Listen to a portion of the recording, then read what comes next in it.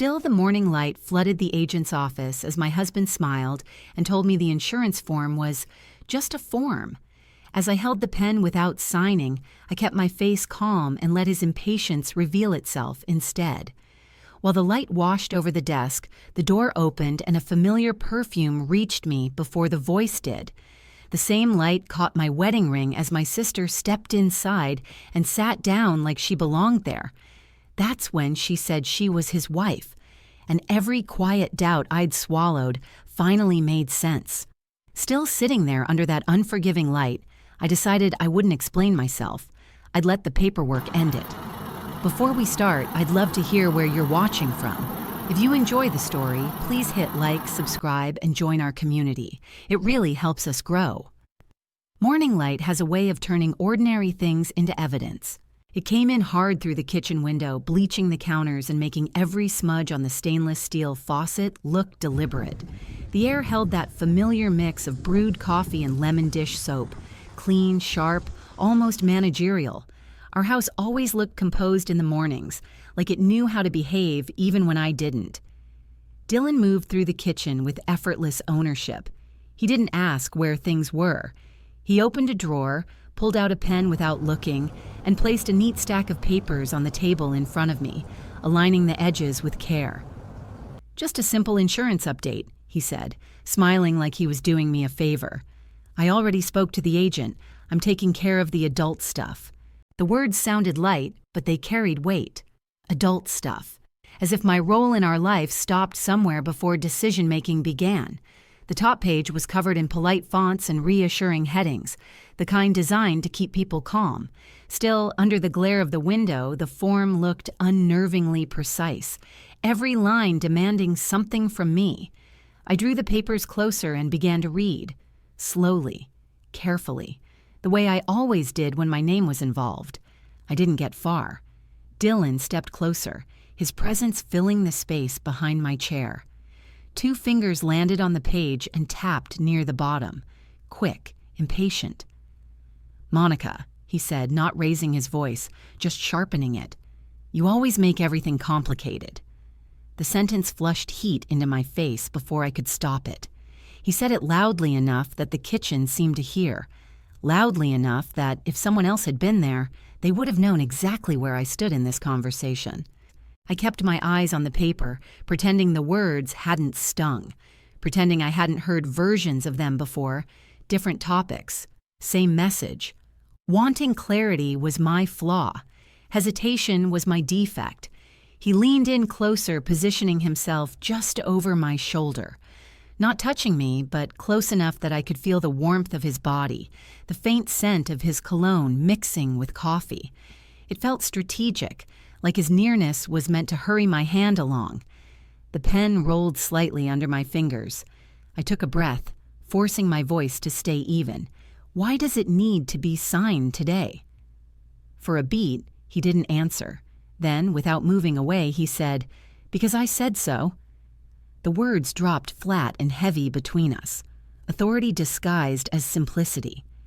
I felt my spine straighten on instinct, some part of me reacting before my mind could catch up. Dylan must have sensed it because his tone shifted almost immediately. His hand lifted from the paper, his voice softened. "Hey," he said like he was calming a skittish animal. "Trust me, Monica, I've got this." He smiled again, that same practiced expression, reassuring on the surface, impatient underneath. The pen waited in my hand, the signature line clean and empty, asking for nothing but my name. I stared at it, suddenly aware of how quiet the kitchen had become, how even the hum of the refrigerator sounded distant. Something about the moment felt rehearsed, and I couldn't tell yet what role I'd been written into, but I knew, with a clarity that unsettled me, that it wasn't the one in control. I signed, and the moment the pen lifted, Dylan exhaled like a man who'd just watched a risk disappear. "See?" he said, already gathering the pages. He squared the corners, slid them into a manila folder and tucked it under his arm with a kind of possession that didn't belong to him. My name was on that paper, but it was his grip that decided where it went. Then he checked his watch, an unnecessary move that still created urgency. "We've got an appointment," he said, heading for the garage. "An appointment?" I followed, wiping my palm on my jeans without thinking. "Insurance," he replied like it was obvious, like I'd agreed to this in a conversation I couldn't remember having. Outside, the neighborhood looked staged. Trimmed hedges, clean sidewalks, a kid in a hoodie waiting for the bus, a woman tugging a dog that didn't want to behave. Dylan's car sat in the driveway freshly washed, its windows shining like they'd never held a private argument inside them. The passenger seat was cold against the backs of my thighs. Dylan started the engine and pulled out with smooth confidence. The radio stayed off. The quiet felt intentional, like he needed the silence to keep his story intact. At the first stop sign, his blinker clicked. Steady, clinical. The sound filled the space between us, each click matching the dull thud of my heartbeat. We passed the coffee shop we used to go to on Saturdays. We passed the park where we'd once argued about paint colors for a nursery we never finished. Every familiar landmark felt slightly altered, like someone had swapped the labels while I wasn't looking. Halfway down the main road, Dylan spoke without turning his head. "When we get there," he said, "keep it simple." I watched his hands on the wheel, firm, relaxed, the hands of a man other people trusted. "Simple how?" I asked. He gave a small sigh, as if my question was a delay he hadn't budgeted for. "We're just updating beneficiaries," he said, smooth and rehearsed. "That's all. If anyone asks, you say that." It wasn't the sentence that unsettled me. It was the way he delivered it, like he was feeding me lines, like I was a supporting character in something he'd written. "I can speak for myself," I said, keeping my voice level. He laughed once, quick and dismissive. "Sure, just don't turn it into a whole thing. Turn it." A red light caught us. He tapped the steering wheel with one thumb, the gesture almost casual. Then he added, still not looking at me, "Try to look supportive, okay?" Supportive. The word used to mean standing beside someone. Lately, it meant staying quiet while Dylan talked. I turned my face toward the window, letting the glass cool my temple for a second. Outside, sprinklers hissed over a lawn in perfect arcs, repeating their pattern without ever asking why. My phone buzzed in my lap. I glanced down and my stomach dipped. "Aaron, miss you." For a moment, the heart on the screen felt too bright. Aaron didn't text me like that. My sister lived in polished check-ins and holiday emojis, not tenderness. It should have warmed me. Instead, it felt like a spotlight hitting a corner of the room I hadn't noticed before. I stared long enough that the screen dimmed, then brightened again when my thumb shifted. I hadn't replied yet. I wasn't even sure what reply would mean. Dylan's eyes flicked down, too quick to be casual, then back up to the road. He'd seen the glow. He didn't ask. He didn't tease. His jaw tightened almost imperceptibly, as if the message was a reminder of timing. Then his own phone lit up on the console. The screen flashed and Dylan moved fast, fast enough to break his calm. He snatched it up and angled it toward himself, away from my view, a practiced motion that looked like muscle memory. He didn't answer. He didn't decline. He just held it until the light faded, then set it face down like a decision. My mouth went dry around a thought I didn't want to name. The rest of the drive felt narrower, the air thinner, each turn. Signal click sounded like a metronome counting down.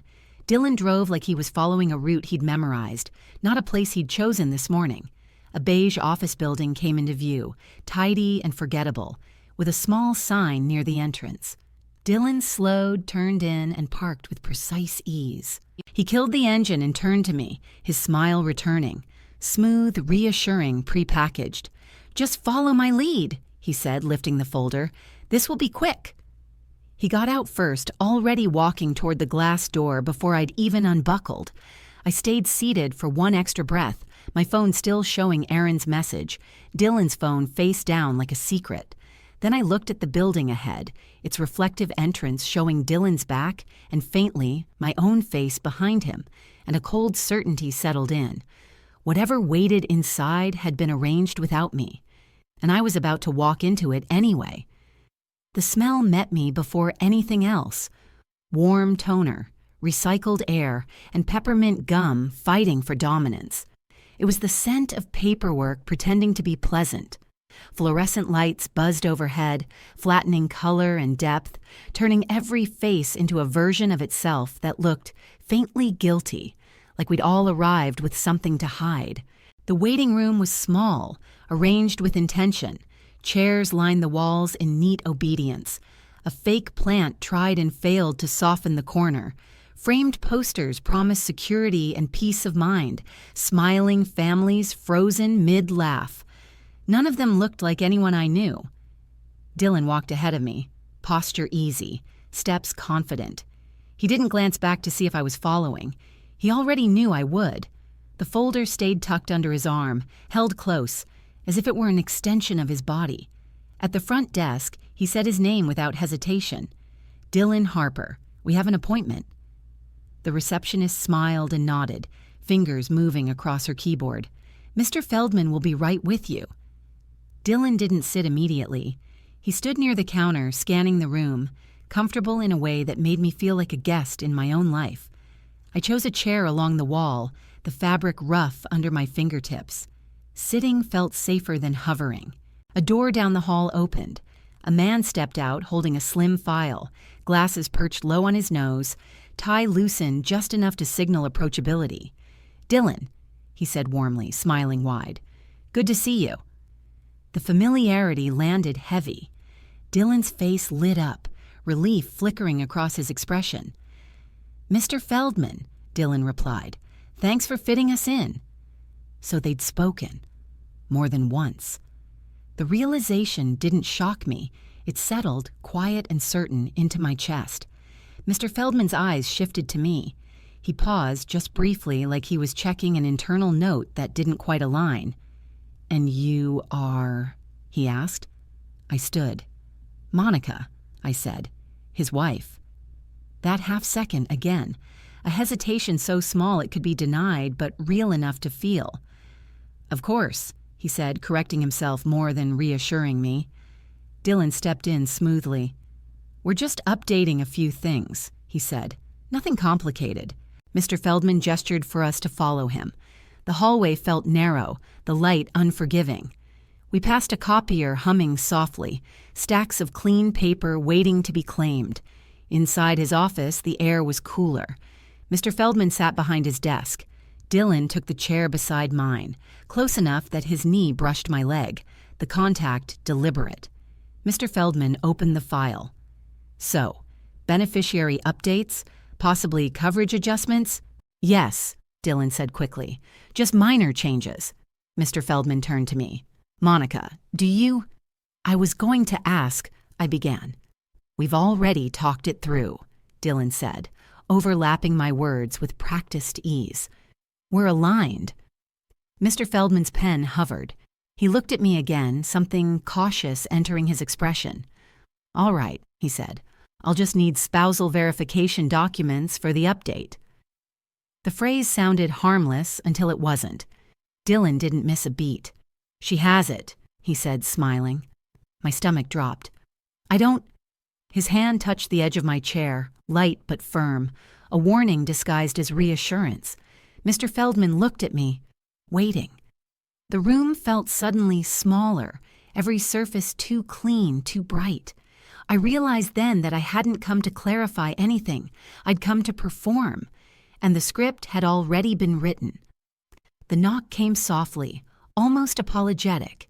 Before anyone spoke, the door opened, and the scent reached me first. Clean, expensive, familiar in a way that made my skin tighten before my mind caught up. It wasn't overwhelming, just precise, the kind of fragrance Aaron had always worn, subtle enough to suggest taste, confident enough to announce presence. My stomach dropped before I turned. Dylan was already on his feet. The movement was too fast, chair legs scraping sharply against the floor. He smoothed his tie with one hand, straightened his jacket with the other, the gestures automatic and practiced. It looked less like surprise and more like readiness, like a man stepping into a role he'd been waiting to play. Aaron stood in the doorway, perfectly composed, Her hair fell neatly over one shoulder, her coat draped open as if she'd planned to stay. She smiled when she saw Dylan, a real smile, quick and unguarded. "Hey," she said. "Hey," Dylan replied, his voice warmer than it had been all morning. They moved toward each other without hesitation. Erin wrapped her arms around him first, her cheek brushing his shoulder, her hand resting for a fraction of a second too long against his back. It was an easy embrace, familiar, unquestioned. I stayed seated. When she finally turned to me, the smile didn't disappear, but it changed, tightened, calculated. "Monica," she said, stepping forward. She hugged me next, but it barely registered as one. 2 light taps on my back. No weight, no linger. The kind of contact people use when they want credit for closeness without the obligation of it. "Hi," I said, my voice sounding distant even to myself. Her perfume stayed with me when she pulled away, clinging to the air between us like a reminder I hadn't asked for. Mr. Feldman cleared his throat. He looked from Dylan to Erin, then to me, his polite smile slipping into something uncertain. "I'm sorry," he said carefully. "I just want to make sure I understand. So we're all here for the update?" The question hung there, heavier than it should have been. Dylan laughed, not nervously, easily, like this was all perfectly normal. "Yep," he said. "Family stuff. Family stuff." The phrase was meant to smooth the moment over, to shrink it down into something manageable. But nothing about the room felt smaller. If anything, it expanded, every detail sharpening, every silence stretching. Erin moved to the empty chair without being invited and sat, crossing her legs with casual confidence. She looked around the office as if she'd been there before, eyes flicking briefly to the desk, the file, the pen still waiting. Her gaze landed on me, last. "I hope this is okay," she said lightly. "Dylan said it might help to have me here." "Help with what?" I opened my mouth, then stopped. The words tangled somewhere behind my teeth. I could feel Dylan watching me, waiting to see if I would disrupt the rhythm he'd set. Mr. Feldman nodded slowly, trying to regain footing. "Well," he said, adjusting his glasses, "as long as everyone involved is present." Everyone involved. The phrase echoed uncomfortably. Dylan shifted closer to Erin's chair, resting one hand on the back of it like a casual anchor. The gesture was small, almost invisible, but it landed with weight, possessive, familiar. Erin followed his movement with her eyes, her smile never wavering. I suddenly became aware of how alone I felt sitting there, how easily the room had reorganized itself without my consent. The chairs, the bodies, the attention, all of it subtly rearranged to place me on the outside of something that had already been decided. Mr. Feldman glanced at the file, then back up. "All right," he said. "Let's make sure we're all aligned before we proceed." Aligned. Dylan nodded, still smiling. Erin mirrored him. I didn't. The air felt tight, like it was waiting for something to snap into place. I could sense it then, clearer than I had all morning, that Erin's arrival wasn't an accident. She hadn't just walked in, she'd been expected. Erin stood before anyone asked her to. It wasn't abrupt, it was deliberate. Chair sliding back, heels placed carefully on the carpet, posture straightened like she was stepping into a spotlight she recognized. The room quieted around her as if it understood something important was about to be said. She smiled, not nervously, not apologetically. The smile was steady, controlled, sharp at the edges.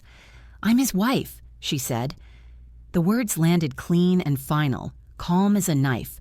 No hesitation, no glance in my direction, just a statement placed squarely on the table, as if it had always belonged there. For a second, the room didn't react. Sound seemed to pause, the hum of the lights stretching thin. My mind reached for context, for correction, for something that would make the sentence rearrange itself into sense. Nothing came. Mr. Feldman's eyes flicked to my hand, to the ring I'd worn for years, then away, quickly, politely, like he didn't want to be caught witnessing something intimate and irreversible. The movement was small, but it hollowed me out. A quiet acknowledgement that whatever was happening, he already understood who was about to lose. Dylan laughed, too fast. No, he said, words tumbling over each other. That's not, she means... Dylan, Mr. Feldman said gently, lifting one hand. His tone shifted, less friendly, more careful. Let's slow down. He turned his monitor slightly, fingers moving across the keyboard with practiced restraint. The screen glowed brighter as he angled it toward us, the way people do when facts are about to replace conversation. This is the policy on file, he said. I leaned forward without meaning to. The name appeared before I could prepare myself. Spouse, Aaron. Primary beneficiary, Aaron. Effective date, months ago. The date sat there quietly, unapologetic. A timestamp on a life I didn't recognize anymore. Filed months ago. My breath stalled somewhere between inhale and release. The room tilted. Not enough to knock me over, just enough to make everything feel unreliable.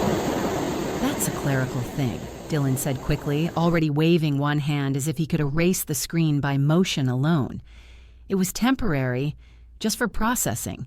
Processing what? Erin didn't look at it. She reached into her purse with unhurried precision and pulled out a folded paper. The movement was practiced, like she'd rehearsed it in front of a mirror. She placed it on the desk and slid it forward with 2 fingers. Mr. Feldman adjusted his glasses and picked it up. The header was unmistakable. A marriage license application receipt. 2 names printed clearly. Dylan's, Erin's. The room seemed to exhale all at once.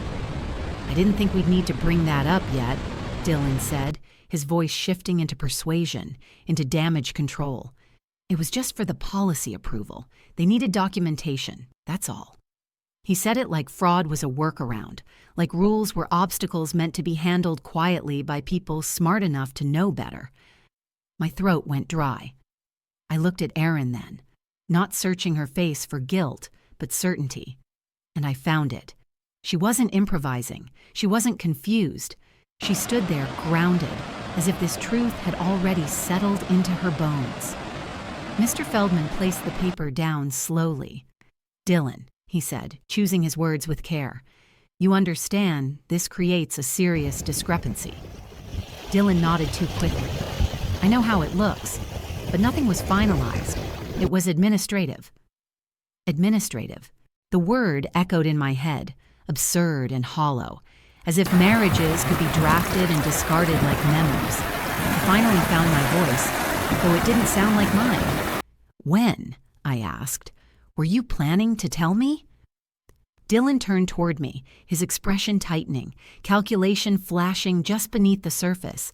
He opened his mouth, and Erin stepped forward again, placing herself slightly between us. I thought you knew, she said softly, tilting her head. He said you were aware.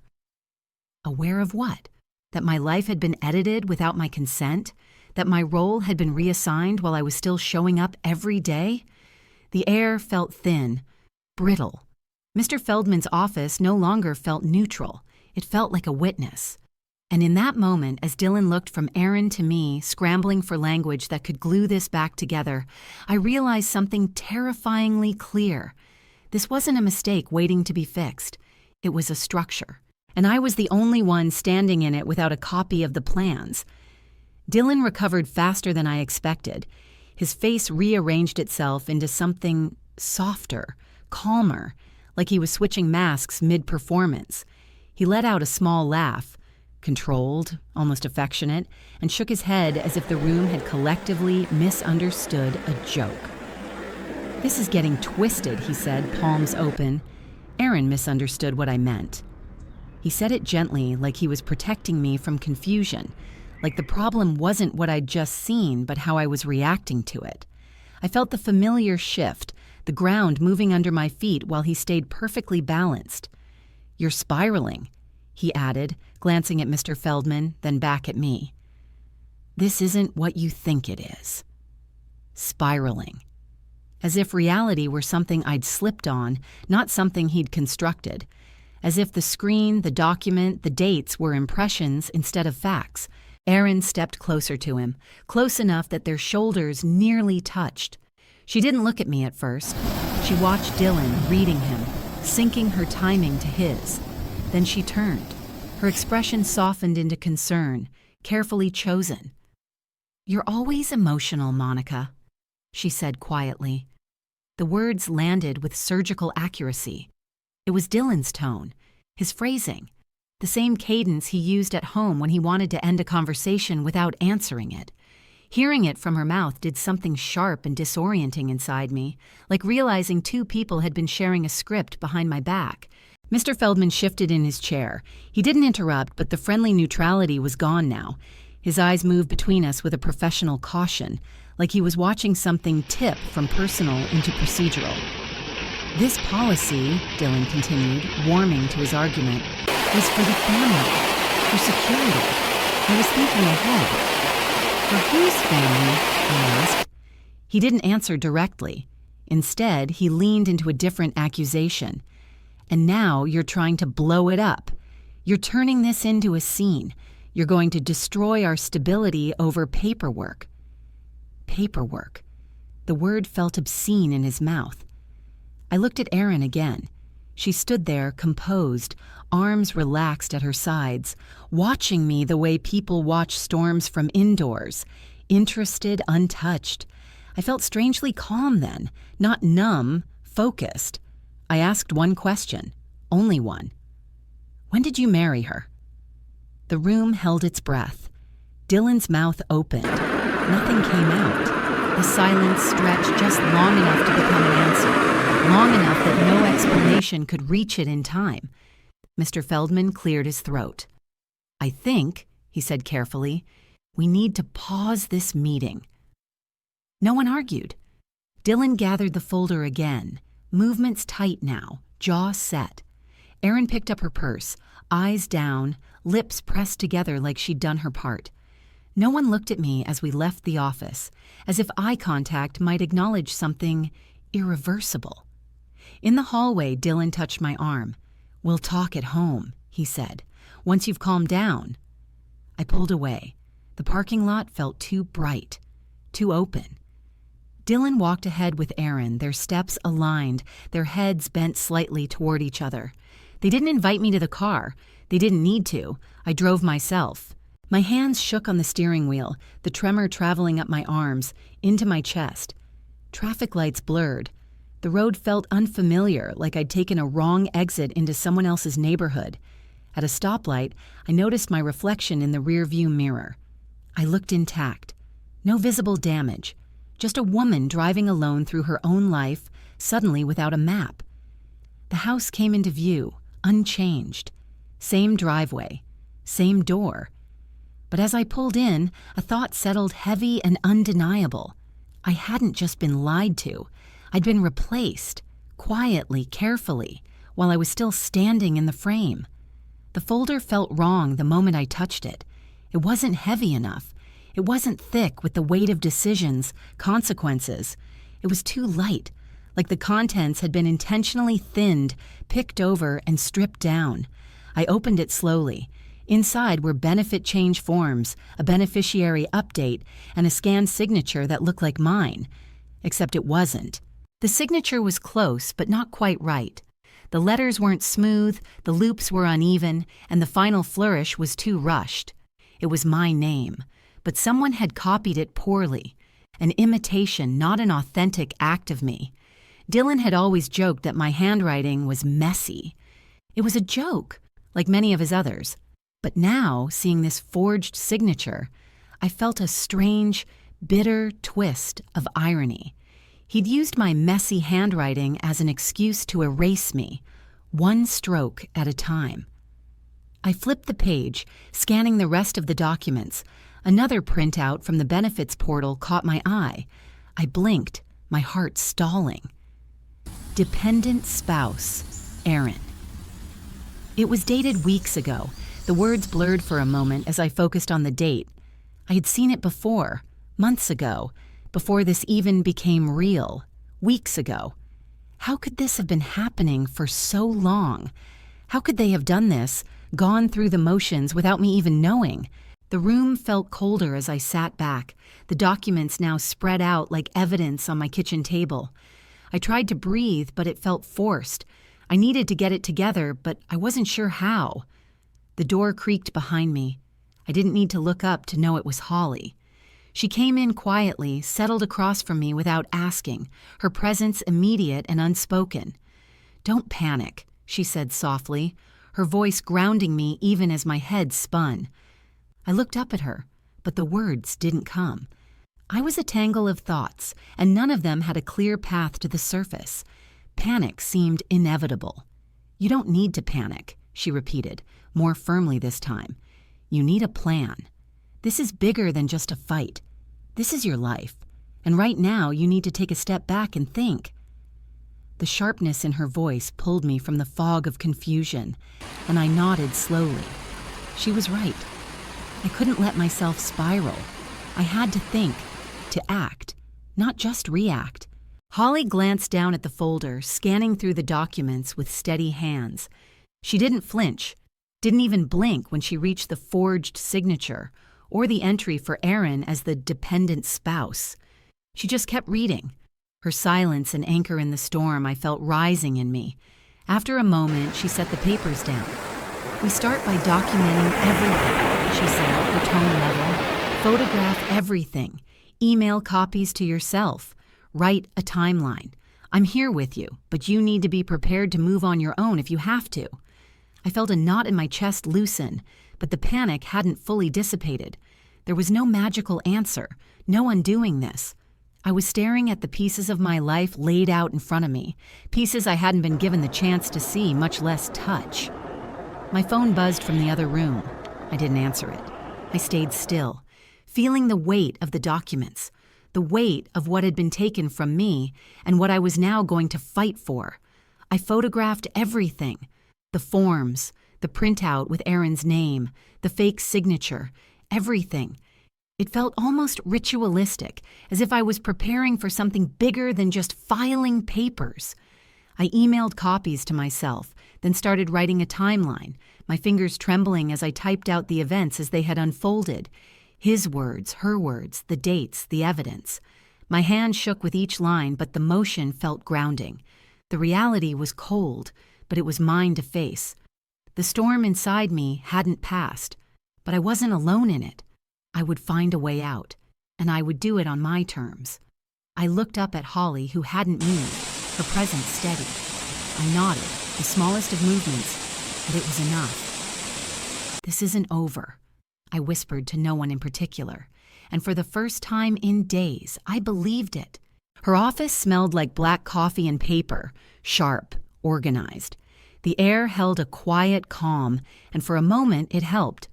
I felt the tension in my chest loosen just slightly, the world outside temporarily forgotten. Priya sat across from me, already going through the pile of documents I'd brought. Her face was professional, her eyes steady as she worked through the mess I had laid out. She didn't offer sympathy, just clarity. "You've done well to gather everything," she said, looking up only momentarily from the pages. I shifted in my seat, discomfort settling back in. I always let Dylan handle the finances. He made me feel... I paused, my voice cracking slightly. Stupid for asking, stupid for not knowing. The admission felt like it carried more weight than I had expected. Saying it out loud was different from holding it in. It was one thing to acknowledge it privately, another to speak it into existence. Priya didn't flinch. She didn't pity me. Her eyes softened, but only for a moment. "It's not stupid, Monica. It's manipulation. You were never given a choice in the matter." I nodded, the sting of her words starting to settle. She was right. She shifted her focus back to the papers. "Now, we need to act quickly," she said, her voice a sharp contrast to the stillness in the room. "We have a few options: emergency financial restraints, divorce filing, and fraud reporting. But the first thing we need to do is preserve all the evidence before Dylan has a chance to clean it up." The weight of her words was heavier than anything I'd felt up until that point. This wasn't a mistake to fix. This wasn't a conversation to be had. This was a process, legal, formal, precise, and I was going to have to follow it step by step. I straightened up in my chair, forcing myself to focus. You need to stay detached from the emotional confrontation, Priya continued, her voice firm but not unkind. No more discussions. Only written communication from now on. Everything needs to be documented. I swallowed, feeling the shift in my chest as if something inside me had clicked into place. She was right. No more letting Dylan control the narrative. No more giving him space to manipulate the situation. Priya pushed a document across the table. It was a request for the insurer, asking for the full application packet, audit logs, and identification used to list Aaron as the spouse. My name was at the top. My signature was at the bottom. The weight of it settled over me. I looked at it for a long time, my heart pounding in my throat. This was it. There was no going back. I was moving forward whether I felt ready or not. Priya gave me a moment, but then her voice broke through. We have to act, Monica. This is your life. This is how we make sure it's yours again. Her calmness gave me something to latch onto. I picked up the pen, my hand trembling slightly, and signed. As the pen left the page, a feeling I couldn't name washed over me. Familiar, unsettling. It wasn't relief. Not yet. It was just a realization that I had taken the first step. This wasn't over. This was just the beginning. I looked up at Priya. She didn't smile, but her eyes softened with understanding. She knew this wasn't about just signing papers. It was about reclaiming what had been stolen from me. The door opened behind me. I didn't turn to look. I didn't need to. I had made my decision. The conference room smelled of stale air and copier toner, the kind of sterile atmosphere that felt more like a waiting room than a place for confrontation. Tanya Brooks sat across from us, her laptop open, her face neutral. Her presence was calm, measured, a professional who knew exactly how to handle the chaos in front of her. Dylan shifted in his seat beside me, his hands folded neatly, the practiced ease of his posture giving the illusion of control. He didn't look nervous, but then Dylan rarely did. Tanya didn't waste time with pleasantries. She got straight to the point. We're here to discuss discrepancies in the benefits records, she said, her tone clinical, unaffected. She didn't glance at me. She glanced at him. Dylan smiled, that familiar, controlled smile. I'm just here to clear up a misunderstanding, he said smoothly, his voice too casual, as if he could talk his way through this the same way he had with me. But Tanya didn't give him space to navigate. Her eyes stayed fixed on the documents Priya had laid out. The first screen she pulled up was the insurance application. Aaron's name appeared as the listed spouse, a printout showing a date months ago, before I'd even known anything was wrong. The air in the room shifted. It was subtle, but undeniable. Dylan's smile faltered, just for a moment, but it was enough for me to see the crack. Priya, sitting at the table next to me, didn't flinch. She stayed calm, but her eyes were focused, taking in everything, reading every shift in the room. Is this your signature, Mr. Harper? Tanya asked, not looking at him directly, but letting the question hang in the air. Dylan opened his mouth, then paused. His gaze darted to the document, then to Priya, then back to Tanya. It's just a clerical error, he stammered, voice pitched too high, too fast. It's not what it looks like. Micro-humiliation. I could feel it flood through me, the way Dylan always tried to manipulate, the way he played with words to make me question myself. But Tanya wasn't buying it. She clicked through to the next page. The benefits portal logs, device IDs, timestamps, the IP address used to access the account, every detail laid bare. Tanya didn't skip a beat. You access the account outside of business hours, she said, her voice sharp. Can you explain why? For a moment, Dylan hesitated. The mask of composure slipped. His usual charm was gone, replaced by a nervous energy that couldn't hide the truth. It was just paperwork, he said quickly. "I was handling some routine updates. That's all. Nothing." "It's not nothing," Tanya interrupted, her voice firm. "You accessed private records during off hours without proper verification." She locked eyes with him. "That's a policy violation." The words hung in the air, and Dylan's attempt to smooth things over began to unravel. His answers started to slip. The confidence he usually wore so effortlessly faded, his control cracking under the weight of facts. Priya didn't hesitate. She presented more evidence: the forged signature, the inconsistent details in the paperwork, the timeline of events. Every piece of information, every misstep Dylan had taken was on display. Tanya took it all in, her expression never changing. She wasn't impressed by charm. She wasn't swayed by explanations. She had the facts, and that was all that mattered. Finally, Tanya leaned back in her chair, looking at both of us. But it was clear her attention was still on Dylan. "This is a serious violation," she said, her voice final. "We're flagging this for internal investigation.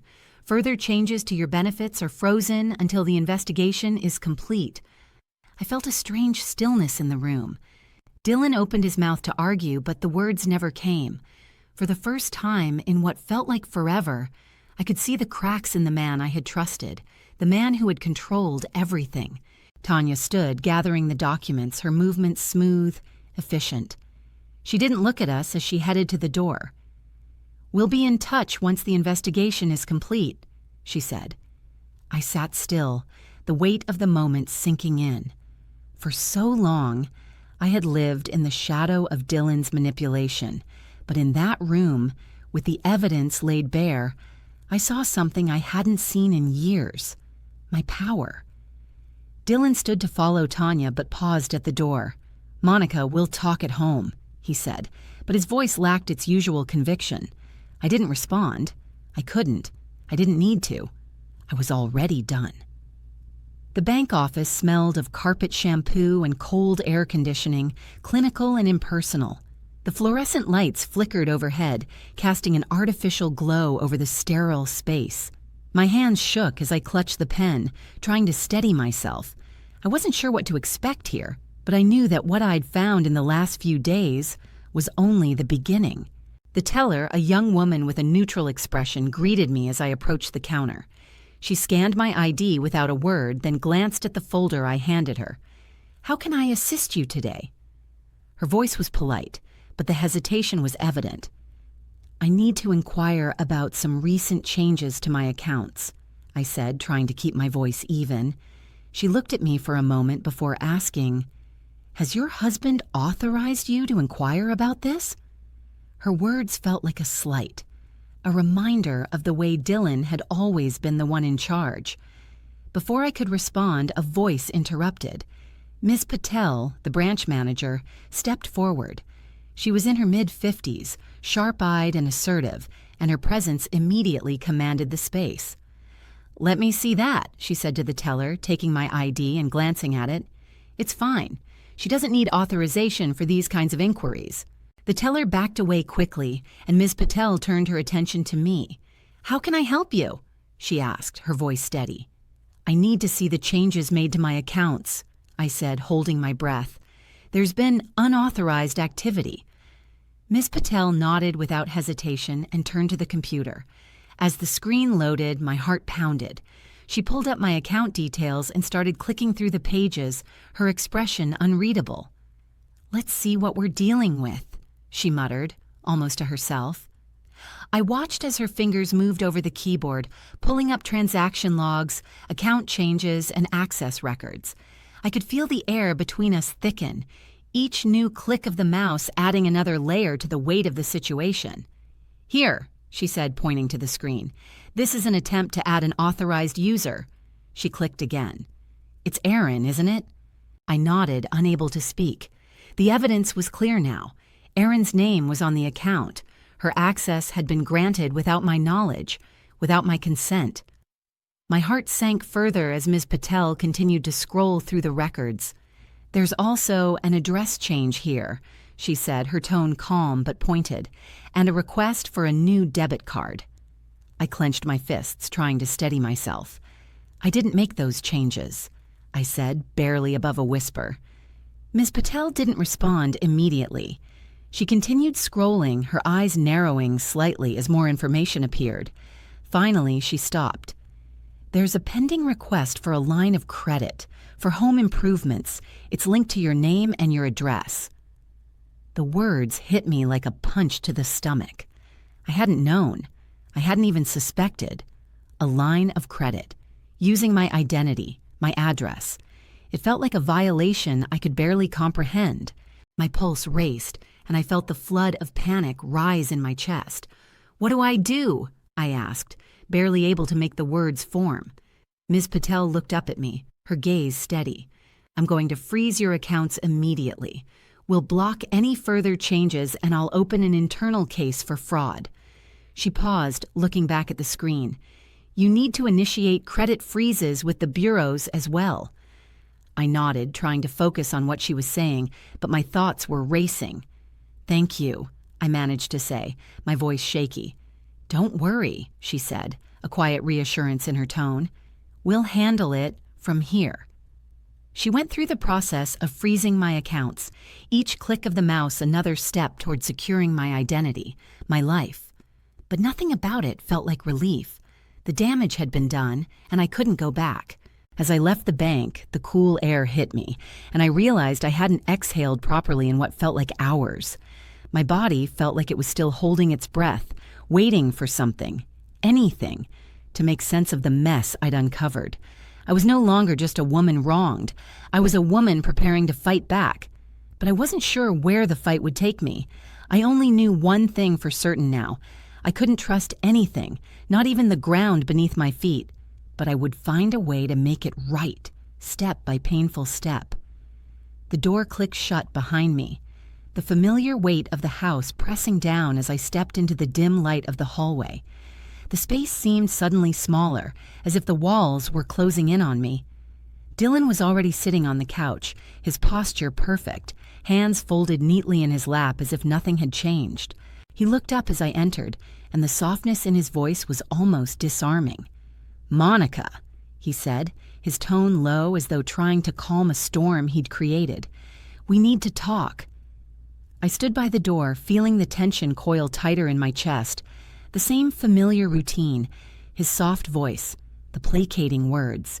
It was his way of taking control, of making the conversation feel like a mutual decision, when all along he'd been pulling the strings. "I don't think this needs to go any further," Dylan continued, his smile tight but confident. "You're making this much worse than it has to be." I swallowed, the weight of the moment hanging between us. "I'm making it worse?" I repeated, not quite believing what I was hearing. "You've been lying to me, Dylan, using me, and now I'm making it worse?" His eyes flicked to the floor, a brief moment of discomfort before he quickly masked it. "Monica, this whole thing is getting out of hand. I didn't want it to come to this, but you've left me no choice." I could feel the anger bubbling up, but I kept it in check. It wasn't just about anger anymore. It was the betrayal that stung most of all. Dylan leaned forward, his voice lowering to what he likely thought was a soothing level. "You've called HR. You've brought them into this. That's dramatic, Monica. We could have talked about this like adults." The word dramatic hit me like a slap. It was the same word he always used to dismiss my concerns, to make me feel like I was overreacting. But I wasn't overreacting. I was finally seeing the truth. "I'm trying to get us back on track," he continued. "You've always been emotional about these things, Monica. It's just paperwork. Aaron's name on the insurance policy. It's just for processing. Nothing more." He said it as though I should understand, as though I was the one complicating things, the one who couldn't see the simplicity of it all. I shook my head, the absurdity of his words settling like dust in my mind. "It's not just for processing, Dylan. Aaron's listed as your spouse. You've been lying to me for months, and now you want me to believe it's nothing?" Dylan sighed, shifting uncomfortably. "I've been trying to protect us. Protect you. I'm doing what's best for the family, Monica." This was never about hurting you. You're not protecting me, I said, my voice rising, though I didn't want it to. You're using me. You've been using me the whole time, and now you're trying to make it sound like I'm the one who's wrong. For a moment, Dylan was silent. He opened his mouth to speak, but just then, my phone buzzed in my pocket. I didn't need to look at it to know who it was. Aaron's name flashed across the screen. I pulled it out, read the text, and felt my stomach tighten. You're going to ruin everything. The words hit me like a gut punch. Not ruin our marriage, but ruin everything. I realized then that it wasn't the marriage she was concerned about. It was their plan, the life they'd been building behind my back. I set my phone down, trying to steady myself, but the damage had been done. Erin wasn't just the other woman. She was part of something bigger, something calculated, something I wasn't even supposed to know about. Dylan, seeing the shift in my expression, leaned forward again, his face harder now. You're being irrational. You're not trusting me. This is how I've handled things. You're making a mistake, Monica. I felt the rage boiling inside me, but I forced it down. It wasn't about him anymore. It was about me taking control. I trusted you, I said quietly, the words thick with the weight of everything I'd been through. And now I can't. He opened his mouth, but I was already turning away. Monica, wait. He started, but I didn't stop. I walked into the bedroom, my heart pounding in my chest. I couldn't stay here. Not anymore. The world I had known was crumbling, and for the first time, I felt the strength to walk away from it. Priya's voice echoed in my head. Move your essentials to a safe place. And so I did. Step by painful step, I moved forward. The moment Priya opened the insurance file, a chill ran down my spine. The application she pulled up labeled Proof of Marriage looked off, an image file cropped sloppily, and the metadata, timestamp, raised my pulse. It didn't match anything I had ever seen before. The edges were poorly cut, as though someone had hurriedly tried to conceal something I wasn't meant to see. Priya leaned in, clicking through the image. This was uploaded only a few weeks ago, she murmured. Why was it submitted so late? I stared at the timestamp, the cold truth settling in. This wasn't real. My stomach twisted as Priya clicked to the next document. This is fabricated, Monica, she said without emotion. It was meant to look legitimate, but it wasn't. I felt like the room was closing in on me, the weight of the lies pressing down. But Priya didn't stop. Her fingers moved quickly over the keyboard, pulling up more files one after another. She clicked to another document, the notarized signature page. That's your name, right? Priya asked, her voice sharp. But look at the notary stamp. I leaned forward. The stamp was unfamiliar. I've never been there, I whispered. Exactly, Priya said. This was forged. They used your name, but not your signature, not the proper process. Her voice was steady, but I could see the subtle shift in her eyes. She knew how serious this was. The magnitude of it crashed over me. They had planned this meticulously. They had used my identity, forged documents, manipulated everything I thought I knew. Priya clicked again. I'm requesting the notary's log and the insurer's audit trail. We'll trace who submitted this, from which device. I nodded, trying to catch my breath, but my mind was already spinning. How far had this gone? She clicked once more. Here's the beneficiary explanation letter, she said. Her voice was almost too calm. Read this. The letter filled the screen.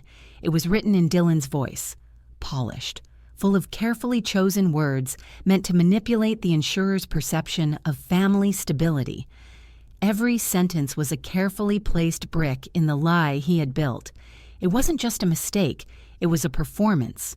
And I had been the audience. Priya's fingers hovered over the keyboard.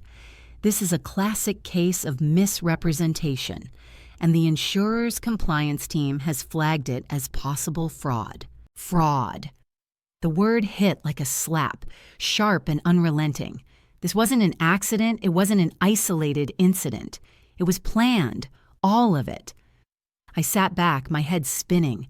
Aaron's name had been on that form all along, and I had been the last to know. The betrayal was too big to process, too deliberate to forgive. But in that moment, as I looked at the cold, hard evidence in front of me, a new kind of clarity settled over me. I wasn't just the wronged party anymore. I had the power now. Priya was right. This was far from over. I looked at her, steady and calm as always. "We're going to make this right," I said, though I wasn't sure what that would look like. But for the first time, I believed it. The lies that had bound me were unraveling, and I wasn't going to let them stitch it all back together. The courtroom felt like a cold, sterile box. Every surface was clean, every sound amplified. I sat next to Priya, my heart pounding in my chest. Across from us sat Dylan and his attorney, both trying to hold on to their composure. The judge, a man of few words, looked over the documents, and for a moment, everything was suspended in silence. Then came the first blow. Dylan had filed a marriage license application with Aaron while still legally married to me. The words cut through the room, and Dylan's face turned a shade paler. His lawyer immediately jumped in, trying to downplay the gravity of the situation. "Your Honor, this is just a paperwork mistake. A clerical error, nothing more." But Priya wasn't having it. "This was no mistake," she said, her voice calm but sharp. "This was a deliberate attempt to mislead, to conceal the truth. It is fraud, plain and simple." The room was quiet as Priya continued to present the evidence. She brought up the notarized signature page, pointing out how the stamp didn't match any location I had ever been. Dylan's attorney tried again, claiming it was an honest misunderstanding, but the judge wasn't having it. "Bigamy is not a clerical error," the judge stated, his tone cutting through the lies. "This is a crime, and it is being treated as such." Priya's strategy was working. With each new document, with each new revelation, the story Dylan and Aaron had carefully built began to unravel. The insurer's letter, written in Dylan's polished tone, was presented next, a letter full of family stability and long-term commitment that had been designed to manipulate the situation. Priya read the key passages aloud, the words now glaring in the cold light of the courtroom. "The insurer flagged this case as possible fraud," Priya said, turning to the judge. "There is clear intent to mislead." The judge nodded, the weight of the situation settling in. "We will issue immediate restraints on assets and benefits. The investigation will proceed accordingly." I sat back in my chair, feeling a strange sense of calm wash over me. For the first time, the truth was being heard, and I wasn't the only one facing the consequences. Dylan's world, built on lies, was falling apart. His face, once calm and confident, had now shifted. He looked defeated, his posture slumped as his attorney scrambled to find a way out. Aaron, seated behind him, looked completely out of place. The once confident woman, the one who had seamlessly slid into my life, was now exposed, her role in this mess no longer hidden in the shadows. The judge's voice cut through the tension. "Mr. Harper, I am placing you on administrative leave pending a full investigation into your actions. Your involvement with falsifying records is unacceptable." Dylan didn't respond, his face hardening. The finality of the statement left him with no room to maneuver. His grip on control had slipped. Aaron looked at him briefly, her earlier confidence now a fragile mask. She had been part of his scheme, and now she would face the fallout as well. I felt the weight of the moment, the sense of victory and relief. The lies, the manipulation, the control, they were no longer in charge, and for the first time in years, I had reclaimed my power. The gavel came down, signaling the end of the session, but it felt like the beginning of something far bigger. I stood up, a quiet sense of triumph settling in. It was over. I woke up in the quiet rental, the silence so thick it felt like a comfort, like a promise. The sheets were crisp, clean, untouched by the weight of old memories. No surveillance of my every movement, no lingering gaze from Dylan, just the sound of my own breath filling the space around me. It was strange, but for the first time in weeks I could breathe without looking over my shoulder. Priya had moved quickly. She'd secured temporary orders that froze everything. My finances were protected. New debt was blocked. Every piece of communication between Dylan and me had to go through counsel, which meant the silence between us had a purpose now, not just a looming absence. It was official, the first real step in taking back control. But even with all the legal action, there were still whispers. I heard them before I saw them. Friends who had once been friends with both of us began to reach out. Their tone was apologetic, tentative. "I just think you should keep it private," one said. "Think about his reputation." The words felt like a slap, a reminder that for all the support I was getting, the world still wanted to protect Dylan. His reputation, his image, they were more important than my dignity. The idea that I should shield him from the consequences of his actions, that my pain should be silenced for his sake, it hit like an electric shock. I bit my tongue, holding back the retort that burned in my chest. It wasn't about him anymore. It never should have been. Instead, I hung up the phone, sat down, and let the reality sink in. Holly came by later with groceries, her presence a quiet anchor in the midst of all the chaos. She didn't ask if I was okay. She didn't say anything about the mess Dylan had left behind. She just came in, unpacked the bags, and started chopping vegetables at the counter. The air between us was thick with understanding, and for the first time in a long while, I didn't feel the need to explain myself. She sat down across from me at the kitchen table, the silence between us comfortable. She didn't need to say anything. She was just there. And that was enough. The insurer had requested interviews, and I knew the investigation would move forward, slowly but surely. The notary issue was unraveling further, and each step Dylan had taken to cover his tracks seemed to come undone in the cold light of truth. The world he'd manipulated, the systems he thought he could charm, none of it was working anymore. I felt a faint sense of pride in that. The systems he had taken advantage of were now turning against him, and I wasn't the only one he had wronged. The wheels of justice were moving, and there was nothing he could do to stop them. It was like standing on the edge of a cliff, the world before me finally open. No more lies, no more manipulation, just the slow, steady unfolding of my new life. Holly sat there, watching me, a small, knowing smile playing at her lips. She didn't speak. She didn't need to. It was all clear now. The path forward wouldn't be easy, but it was mine to walk. Dylan's world was shrinking, and mine was just beginning to expand. For the first time in a long time, I felt like I was finally free. The legal outcome unfolded cleanly, methodical as it was. Documentation, boundaries, consequences, all tied firmly to fraud and misrepresentation. It was clinical, impersonal, but to me it felt like a personal reclaiming. Dylan had hidden behind systems, behind the carefully constructed mask of a provider, but that mask was finally crumbling. No more could he be the picture-perfect husband or the charming man who handled everything. He was just another risk, a fraud with a paper trail that couldn't be denied.